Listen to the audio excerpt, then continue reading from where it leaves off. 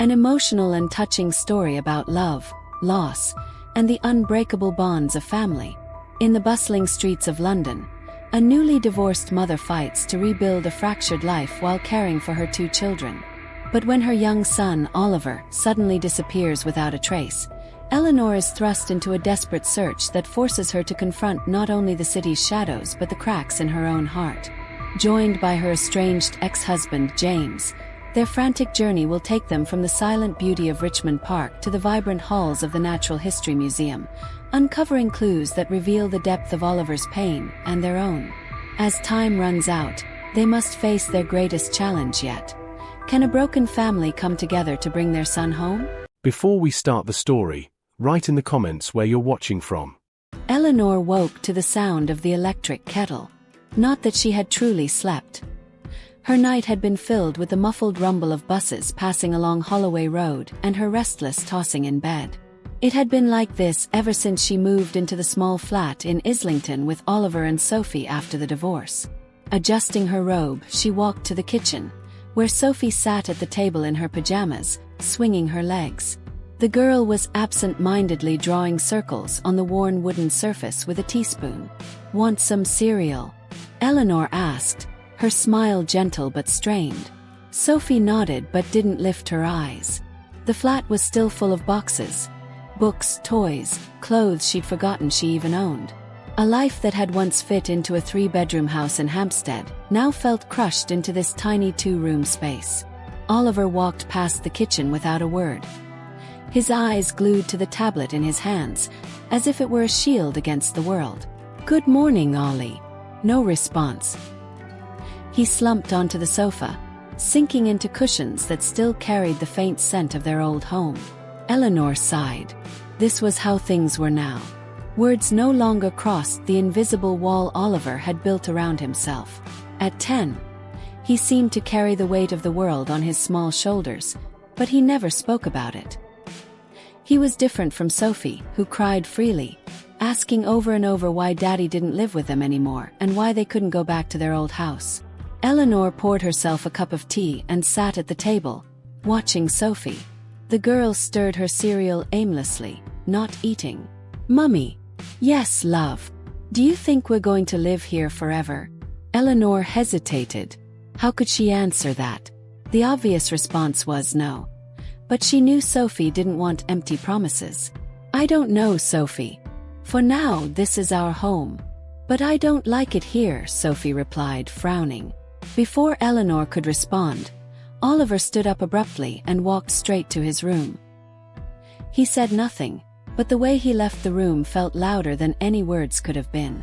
Later, Eleanor met James at the corner cafe.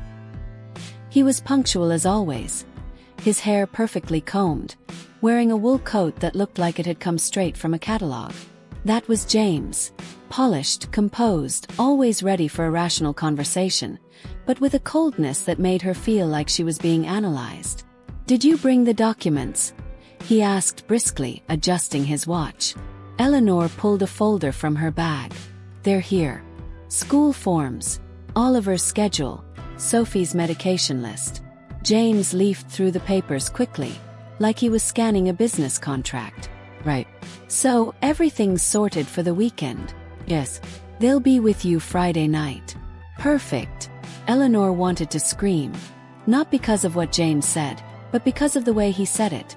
As though they were colleagues managing a project, not 2 parents trying to rebuild their children's world after a devastating separation. "James, do you realize Oliver's different?" He stopped flipping through the papers and raised an eyebrow. "Different how?" "He barely talks to me. He's distant, always closed off." "And Sophie?" "Eleanor, children adapt. He just needs time." "Time," she shot back, her voice sharper than she intended. "He's 10, James. He doesn't know how to process all of this." "And what do you suggest?" "That we move back in together." The silence between them was as thick as the steam rising from their cups of coffee. Eleanor exhaled deeply, stepping back. "That's not what I'm saying. I just think we need to be more present for them. Together." James offered a hollow smile. "I'm doing my best." Eleanor held back tears. not because she wanted to appear strong, but because she refused to give him the satisfaction of seeing her break. That afternoon, Eleanor took the children to Regent's Park. Sophie ran across the grass, chasing after the pigeons. Oliver, however, sat on a bench, staring at the lake with a blank expression. "Ollie, do you want to feed the ducks?" Eleanor asked, her voice tinged with hope. "No." She sat beside him, searching for an opening. "You know, when you were little, you loved running after the ducks." "I'm not little anymore." The response was a quiet dagger. He turned to look at her, and for the first time she saw the weight in his gaze. "Why did you and Dad separate?" he asked suddenly. Eleanor felt her throat tighten. There wasn't a simple answer, but she knew she couldn't avoid the question. "Sometimes things between adults don't work the way they should, Ollie.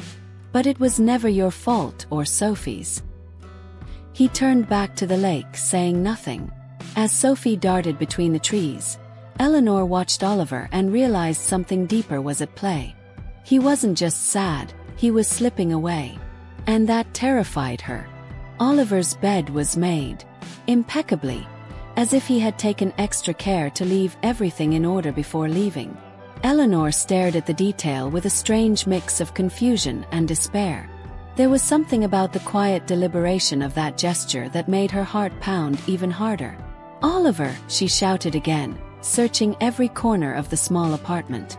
The bathroom was empty, the wardrobe untouched, the living room devoid of any clues. On the windowsill of the partially open window, small puddles of rainwater had formed. He was gone, and no one knew where. Sophie was in the kitchen, clutching the teddy bear she rarely let go of. "Mummy, where did Ollie go?" the girl asked, her voice trembling. Eleanor knelt beside her, holding her by the shoulders. "I don't know, sweetheart, but I'll find him. I promise." Her phone was in her hand before she could even think. Dialing James's number felt inevitable, even though hearing his voice was the last thing she wanted right now. "What do you mean he's gone?" James's voice on the other end was tense, sharp. "I don't know. When I woke up, he was already gone." "Did you call the police?" "Not yet. I just realized he's not here." "Then call them now, Eleanor. For God's sake, what are you waiting for?" She hung up without responding. The first call to the police was brief and impersonal. An officer told her to stay at home while someone was sent to take a report. The second call to James was even shorter. He was on his way, he said, and she knew his arrival would make things worse before they got better. When James arrived, he didn't bother with greetings. He entered the apartment as if it were still his home, his eyes immediately landing on Sophie, who was now on the sofa, clutching her teddy bear. "Sophie, did you see Ollie leave?" he asked, his voice gentler than Eleanor had expected. The girl shook her head. "He was sad yesterday. He said he wanted to be alone," she murmured, her big eyes wet with unshed tears. "Did he say anything else? Any clue where he might have gone?" James pressed, his tone growing more urgent. Sophie hesitated, glancing at Eleanor, who gave her an encouraging nod. "He said that sometimes he wanted to go to a place where things were better." The silence in the room was heavy. Eleanor and James exchanged a brief but loaded look. It was the kind of comment they should have noticed before but had been too preoccupied fighting each other to catch. An hour later, a police inspector named Carter was sitting at the kitchen table, asking methodical questions. He was a middle-aged man with a battered notebook, in which he scribbled every detail. "Did he take any money? Phone? Anything that might indicate he was planning to leave?" he asked, not looking up from the notebook. Eleanor shook her head. "He doesn't have a phone. And I didn't notice anything unusual yesterday. He seemed quieter, but he's always like that lately." James interjected.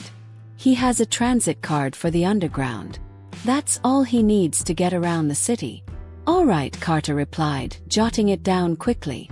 "We'll check the CCTV at the nearby stations and put out an alert for patrols in the area." "What else can we do?" Eleanor asked, her voice trembling. Carter closed his notebook and stood. "Spread the word. Ask your neighbors, put up missing posters with a recent photo of him. The more people know, the better the chances of finding him quickly. Night fell over Islington, and the apartment felt emptier than ever. James and Eleanor sat at the table, with Sophie asleep on the sofa nearby. The space between them was both physical and emotional. "How did this happen, Eleanor?" James asked, breaking the silence. "Do you think I wanted this?" she snapped, too tired to filter her words. "I'm doing the best I can. I'm trying to keep everything together, but it feels like holding water in my hands. I'm not blaming you, but..." He paused, running a hand through his hair. "He's our son. We should know what's going on with him." Eleanor felt guilt clawing at her chest like broken glass. "Maybe you should have noticed, James. Back when you decided to leave." The accusation hung in the air, sharp but without raised voices. He didn't respond. He only looked down, his jaw tight. Outside, the rain had begun to fall, light and persistent. Eleanor stood by the window, staring at the street as silent tears rolled down her face.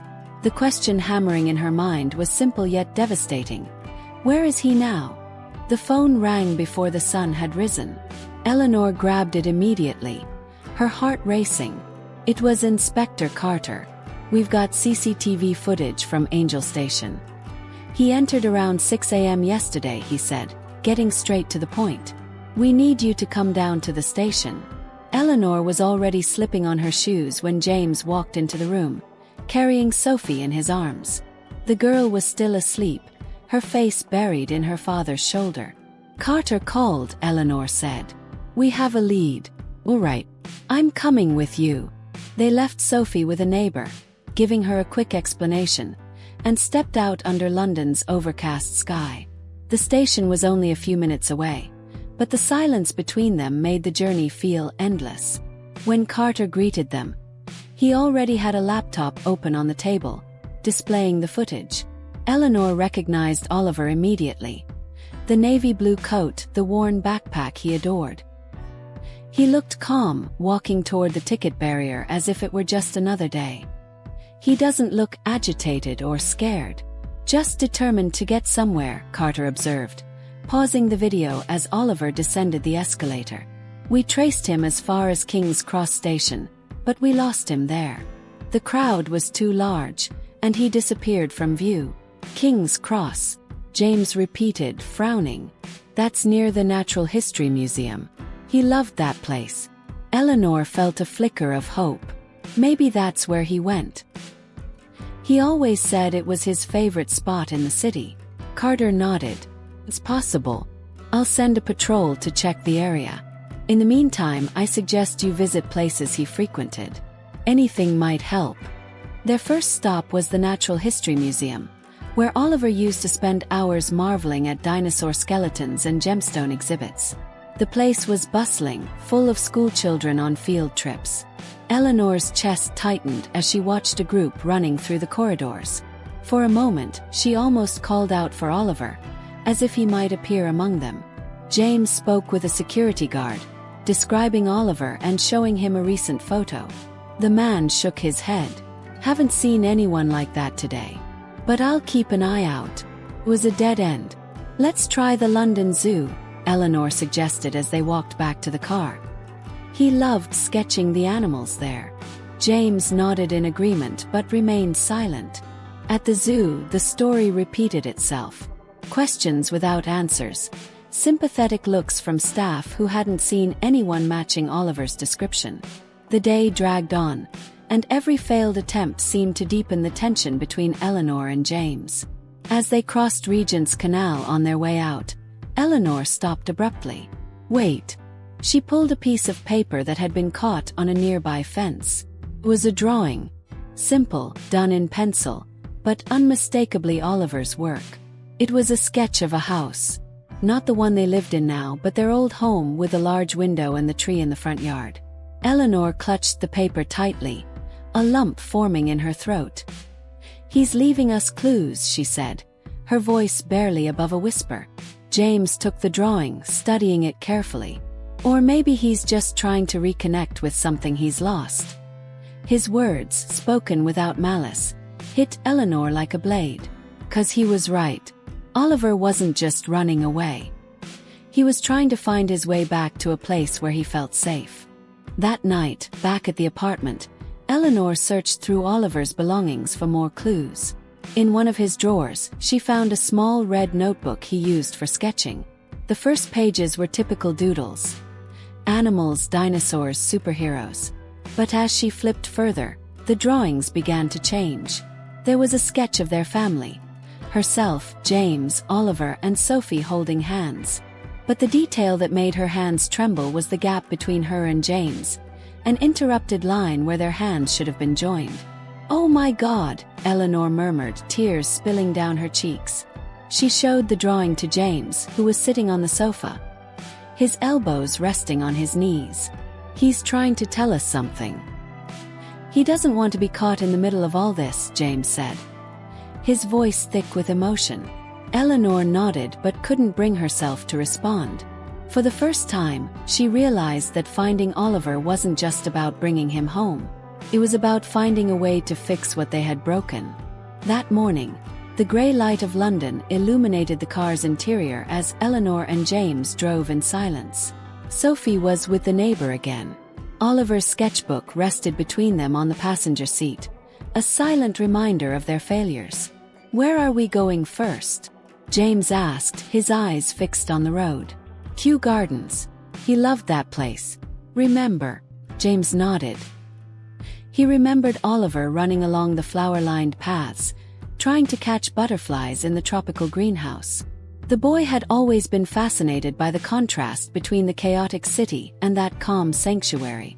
When they arrived, the sound of light rain falling on the leaves seemed to amplify the emptiness. The garden was nearly deserted. Eleanor went straight to the ticket booth, showing a photo of Oliver to the attendant, a friendly-looking man. "Has he been here?" she asked, her voice trembling. The man studied the photo for a few seconds before shaking his head. "Haven't seen anyone like that in the past few days. But I can check with security." As he made the calls, Eleanor walked slowly through the garden, her eyes scanning every corner. James followed closely behind. "Do you think he feels abandoned?" she asked without looking at James. "I think he feels like he's lost his footing," he replied after a long pause. "Just like we have." Eleanor stopped, looking at a fountain in the distance, where Oliver used to toss coins and make wishes. "We failed him, James. Both of them." James shoved his hands into his pockets, his expression tight. "Maybe. But there's no point in talking about that now. We need to find him first." The next stop was the London Zoo again, but this time with a different strategy. James suggested they go straight to the security office to check the CCTV footage. While they waited, Eleanor paced back and forth, unable to stand still. "Do you remember the first time we brought Oliver here?" she asked, trying to break the silence. "He became obsessed with the lions. Said he wanted to be an animal keeper." James gave a small, almost sad smile. "He spent months drawing lions. You said he'd be the next David Attenborough." Eleanor laughed, but the sound was swallowed by the tension. When the security guard returned, his expression said it all. "We haven't seen anyone matching that description in the last 48 hours. Another dead end." That afternoon, they decided to revisit their old house. It was a place both of them had avoided since the separation, but it now seemed inevitable. When they parked in front of the property, Eleanor felt the weight of forgotten memories. Birthday parties in the garden, Christmas lights in the windows, lazy afternoons on the sofa while Oliver and Sophie watched cartoons. "He might have come here," Eleanor suggested as she stepped out of the car. James hesitated. "I don't think he'd go in. Not without us." The house was empty, up for sale, but the familiarity was overwhelming. They walked through the garden, where they found the small treehouse James had built for Oliver. The wood was worn, and fallen leaves covered the steps. "Do you think he misses this?" James asked, touching the weathered wood. Eleanor nodded, swallowing a lump in her throat. "I think he misses everything." They climbed up to look inside, but there was no sign of Oliver. only the silent echo of what life had once been. The silence in the car was suffocating. London passed by the windows like a series of grey frames, but the city felt as distant as Oliver. Eleanor held the red notebook on her lap, her fingers gripping the cover tightly. "You're driving too slowly, James." He exhaled deeply, his jaw clenched. "If you're in such a hurry, you can drive yourself." She rolled her eyes, irritated. "Don't start, please." James let out a humorless laugh. "I'm not starting anything. But that's typical of you, isn't it? Blaming other people." "I'm not blaming you." "No. 'Cause it sure sounds like it." The car stopped at a red light. Eleanor looked out the window, but the words were already piling up inside her. "Maybe if you'd been more present," she began slowly, her voice laced with venom. "Oliver wouldn't have felt like he needed to disappear just to be noticed." James turned to her, his eyes blazing with anger. "Don't do this, Eleanor. I left because we weren't working anymore. Do you really want to pretend everything was fine? That we weren't constantly fighting in front of them?"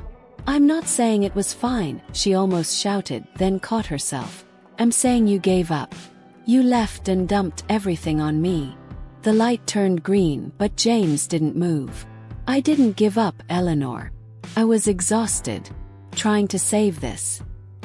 Trying to save us felt like a losing battle. So you left and started a new life. And I stayed here alone with 2 kids who don't understand what happened." James finally started driving again, but the silence between them was heavier now. At Kew Gardens, the tension lingered. They walked side by side, but the emotional distance was impossible to ignore. Eleanor approached the ticket booth attendant while James stood a few steps behind, scanning the area. "He hasn't been here," Eleanor said when she returned. James nodded, unsurprised. "Then let's go to the zoo." His tone, dry and matter-of-fact, irritated her even more. "You always think you can fix everything, don't you? With a quick plan." He turned to her, raising an eyebrow. "And what's your solution, Eleanor?" Standing around, waiting for him to magically appear. "I just think," she hesitated, the words slipping out before she could stop them. "I think you're not seeing what really happened." "And what exactly happened? Go ahead, tell me, since you seem to have all the answers." "We broke Oliver, James. Both of us." Her words hung in the air, sharp. He took a deep breath, looking down at the ground. "I know." The simplicity of his response disarmed her. Eleanor had expected more resistance, more anger. But James looked defeated. "I see it now," he continued. "But I didn't know what to do back then. I just thought that if I left, maybe things would get better for them." "And do you think they did?" she asked, her voice low but full of pain. He didn't answer. At the zoo, while they waited for the security guard to return, the tension between them remained palpable. Eleanor sat on a nearby bench, exhaustion evident in every movement. James stood, watching the animals in the nearest enclosure. "You know, sometimes I think," he began, not looking at her. "Maybe we tried to be something we never really were." Eleanor frowned. "What do you mean by that?" "I mean, we always tried to look like the perfect family. The nice house, the weekend outings, the friends who thought we had it all together. But it wasn't real, was it?" "It was real to me, James." He turned to her, finally meeting her gaze. "Then why did you always seem so unhappy?" Eleanor opened her mouth to respond, but no words came. "'Cause he was right." She remembered the constant arguments, the nights she avoided looking at him in bed. How fragile everything felt even in the best moments. "Maybe I was," she admitted quietly. James shook his head, sighing. "So was I." The security guard returned at that moment, interrupting their conversation. There were no signs of Oliver on the cameras. Another dead end. Back in the car, the atmosphere was less combative but just as heavy. James drove in silence, while Eleanor stared at the notebook on her lap. "Richmond Park," she murmured, almost to herself. "What?" He always loved Richmond Park. Said it was the one place where the world felt right. James nodded. "Then that's where we'll go." This time he didn't argue. He just drove forward. And for the first time that day, Eleanor felt like somehow they were on the same path. Richmond Park felt like a world apart, vast and silent, with the wind whispering through the trees. The sky was overcast, the heavy clouds threatening rain at any moment. Eleanor and James walked across the uneven terrain, their eyes scanning every corner, every movement. It had been Oliver's favorite place, but now it felt like a labyrinth holding too many secrets. "Oliver!" Eleanor called out for the 10th time that morning. The response was nothing but emptiness. Not even a shadow. James watched her, concerned. They had already covered the main trails, checked near the lake, and even the most isolated parts of the park, but Oliver was nowhere to be found. "Let's try one more time. Maybe he's near the old grove," James suggested. "It's no use," Eleanor replied, her voice heavy with exhaustion. "He's not here." James hesitated but nodded. "Maybe we should go back to the station. Carter might have some new information." Eleanor didn't answer. She kept walking, but her steps were slower now, as if the strength that had been keeping her going was running out. In the middle of the park, near a clearing, Eleanor stopped suddenly. She looked around, her eyes brimming with tears. "Why would he do this, James?" she asked, her voice breaking. James approached her slowly. "He's confused, Eleanor. He's trying to deal with all of this the only way he knows how. It's not just that. He feels alone. He thinks no one is on his side." She covered her face with her hands, her body beginning to tremble. "I lost him. I lost my son." "Hey, don't say that," James said, touching her shoulder, but she pulled away, her tears now falling freely. "Failed him. Failed Sophie. I failed everyone. Eleanor." "No," she turned to him, her face marked by pain. "Don't try to comfort me right now, James. This is my fault. I should have realized sooner that he was hurting. I should have done more."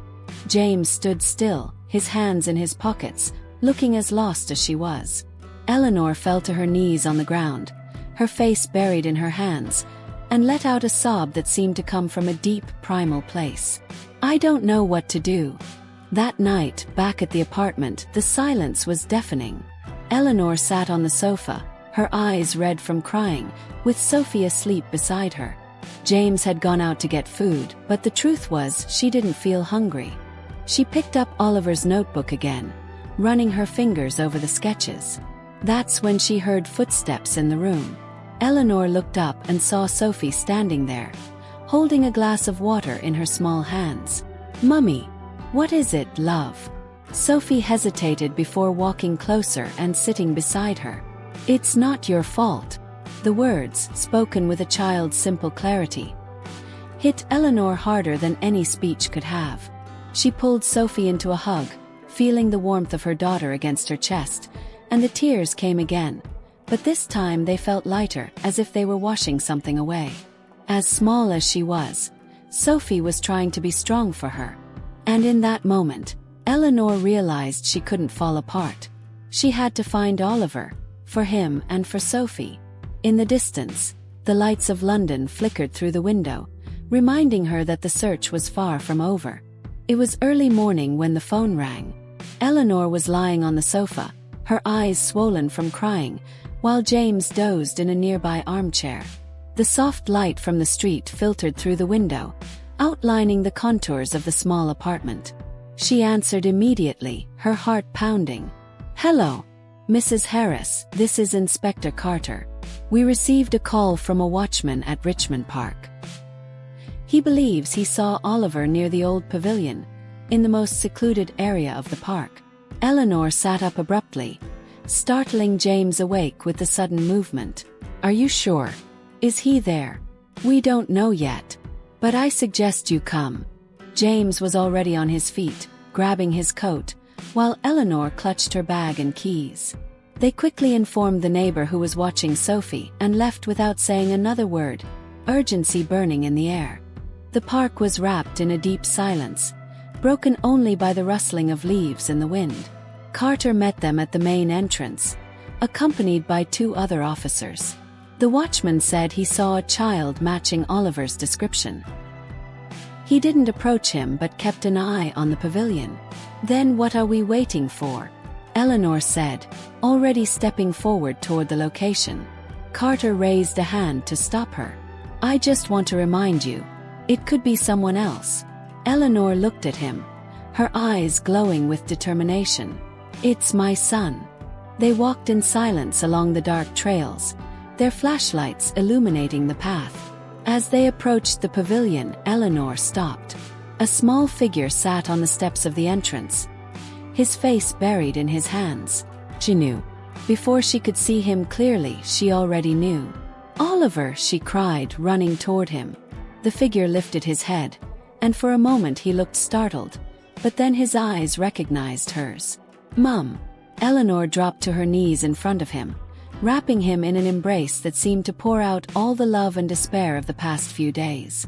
She felt his familiar scent, the warmth of his body, and couldn't hold back her tears. "Are you all right? Are you hurt?" she asked, holding his face in her hands. "I'm fine, Mum. Hey, I just wanted to be alone." James approached slowly, kneeling beside Eleanor. "Ollie, what were you thinking? You scared us to death."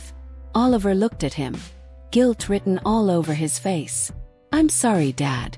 I just didn't know what to do." James sighed, running a hand through his son's hair. "Let's go home, all right? We'll figure this out together." Back at the apartment, the atmosphere was tense but filled with palpable relief. Sophie ran into Oliver's arms the moment she saw him, crying and laughing at the same time. "Don't ever do that again," she said, her voice thick with emotion. "I promise," Oliver replied, hugging her tightly. Later, when Sophie finally fell asleep on the sofa, Eleanor and James sat with Oliver at the kitchen table. "Why did you do this, sweetheart?" Eleanor asked, her voice still heavy with emotion. Oliver stared at his hands, playing with a crumb of bread on the table. "I didn't know how to talk about it. You're always fighting. And I feel stuck in the middle. Like I have to choose sides." The words hit the room like a stone, and silence fell heavily. Eleanor and James exchanged a look, their faces filled with unspoken understanding. "You never have to choose, Ollie," James said firmly. "We both love you. That will never change." "But you don't love each other anymore," Oliver replied, lifting his eyes. Eleanor hesitated before answering. "That's complicated, sweetheart. But even if things between your dad and me are different now, our love for you and Sophie has never changed." Oliver nodded slowly, though he still looked unsure. "I just wanted for things to be like they were before." Eleanor reached out and took his hand. "We can't go back in time, Ollie. But we can try to do better from now on." James placed his hand over Oliver's. "We're in this together, son. Always." In that moment, no matter how broken the family seemed, something new had begun. A fresh start. Morning brought a faint light into the apartment, filtered through the fogged-up windows of a cold London day. The flat was quiet. Sophie was still asleep, clutching her teddy bear, and Oliver was in his room, finally home and safe. Eleanor stood in the kitchen, her hands wrapped around a cup of cold tea, her thoughts tangled in everything that had happened. James entered, his steps careful not to make noise, but his presence was impossible to ignore. His hair was messy, and he was still wearing the coat from the night before, with an air of exhaustion she recognized in herself. "Any coffee?" he asked, his voice low. "Just tea," she replied, nodding toward the kettle. He poured himself a cup without a word and sat at the table. For a long moment they sat in silence, as if weighing the words that could or should be said. Eleanor was the first to speak. "Thank you for being here." James looked up, surprised by the sincerity in her voice. "Of course I'd be here." She hesitated before continuing, her gaze fixed on the cup in her hands. "I don't know how I would have gotten through this without you. I don't know if I've ever said this, but I know it wasn't easy for you either." He leaned back in his chair, studying her for a moment before responding. "Eleanor, I'd do anything for our kids. Anything." She nodded, swallowing hard. "No.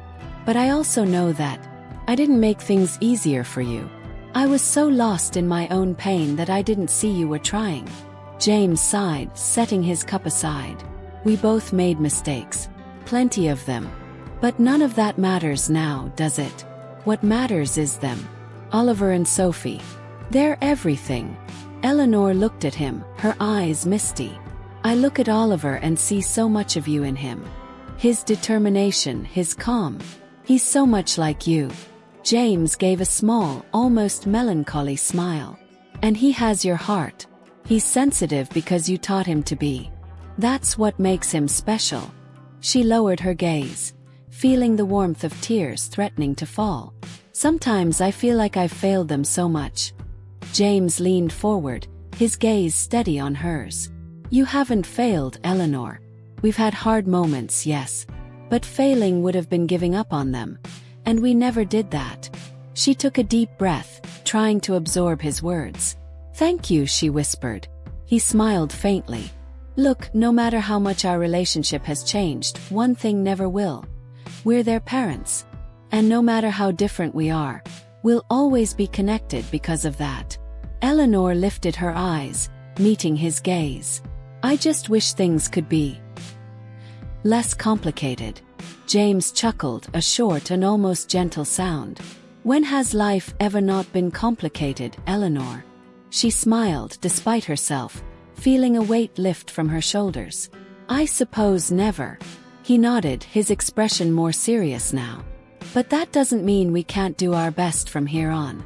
It doesn't, she agreed. For a moment, the silence between them wasn't heavy but comfortable. James took another sip of his tea before speaking again. I know we've never said this to each other, but I want you to know I've always been proud of you. No matter what happened between us. Her words caught him off guard, but he didn't hesitate to respond. And I've been proud of you too. Eleanor didn't know if that moment would mark the start of something bigger between them. But it didn't matter. In that instant they were united, and that was enough. Oliver walked into the kitchen, rubbing his eyes, his hair messy. He saw them sitting at the table. Are there any toasties? He asked, as if the past few days hadn't happened. Eleanor laughed, getting up to make breakfast, while James looked at his son with a genuine smile. In that small moment, life felt simple again. The apartment was bathed in the golden light of late afternoon.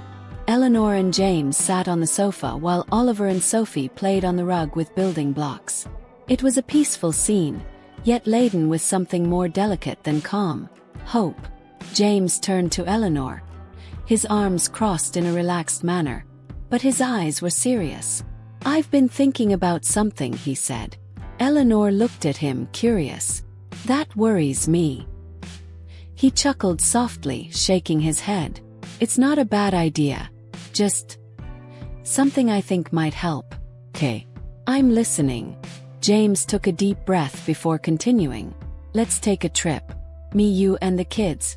Nothing complicated, just a few days away from here. Eleanor frowned. A trip. Like, as a family. Yes, as a family. He hesitated, carefully choosing his words. I know things between us aren't the same as before. But I think a trip could be good for them. To show them that, even though we're apart, we're still their parents. That they don't have to feel this separation so sharply. Eleanor was silent, her eyes drifting to the children on the rug. Oliver was focused on building a tower, while Sophie clapped with delight at every added block. And what happens after this trip? She finally asked. After we go back to our lives as planned. I'm not suggesting we pretend nothing happened, but maybe we can soften the transition for them.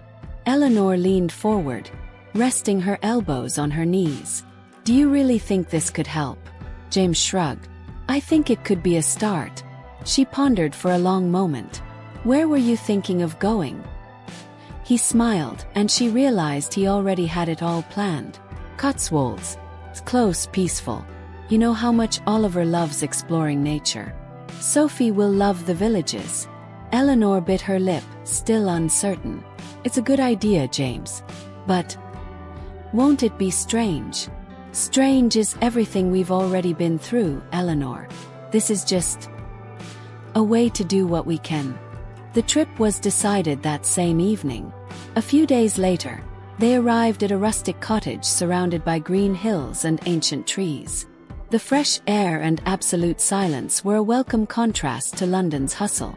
Oliver and Sophie immediately ran off to explore the cottage while Eleanor and James unpacked the car. She watched him as he organized the bags. "Looks like you were right. They're more excited than ever," she said. James smiled. "Sometimes I get it right. Don't get used to it." He laughed, and for a moment it felt like they were back in the lighter days of their relationship. The days in the Cotswolds were simple and pleasant. Walks along trails, picnics by the river, and evenings around the fireplace playing board games with the children. Eleanor found that she didn't have to force a smile. The weight she carried seemed a little lighter. One afternoon, while the children played in the garden, James and Eleanor sat on a wooden bench beneath a tree. "It's good to see them like this," Eleanor remarked, watching Sophie giggle as Oliver chased her with a stick pretending to be a sword. "It's good to see you like this too," James replied, his gaze lingering on her in a way that made Eleanor look away. "Like this how? More yourself. It's been a long time since I've seen you so at ease." She laughed, shaking her head. "I don't know if I'm at ease. But I think here at least I can breathe." He nodded, looking out at the distant hills. "Maybe we did something right after all." "Right." She turned to him, raising an eyebrow. "James, we failed. Maybe. But I think we're trying. And that's something, isn't it?" Eleanor remained silent, taking in his words. "I just want them to know how much they're loved," she said finally. "They know," he said, his face serious. "Because we love them unconditionally. And in a way that keeps us connected, whether we like it or not." She felt a wave of emotion at his words but tried to mask it. "You're getting sentimental, James."